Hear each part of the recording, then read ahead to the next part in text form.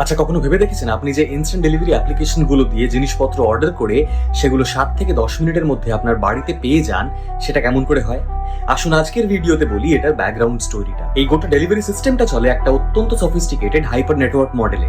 অর্থাৎ ছোট ছোট ডেলিভারি জোন, আপনার বাড়ি, অফিস ইত্যাদির কাছাকাছি থাকে অনেক অনেক ডার্ক স্টোরস বা ওয়্যারহাউস, যেখানে এই সমস্ত জিনিসপত্রগুলোকে স্টোর করে রাখা হয়। আপনি যখন বাড়িতে বসে আপনার মোবাইল ফোনে কোনো একটি ডেলিভারি অ্যাপ্লিকেশন খুলে আপনার জিনিসপত্রগুলোকে অর্ডার করেন, তখন সেটি তৎক্ষণাৎ চলে যায় আপনার লোকেশনের নিকটবর্তী কোনো একটি ডার্ক স্টোরে।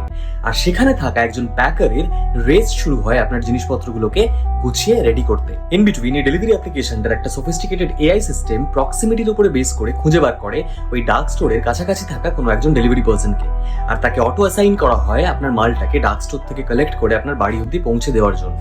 আর এই সবটা 10 মিনিটের মধ্যে। পারবেন আপনি এটা করতে?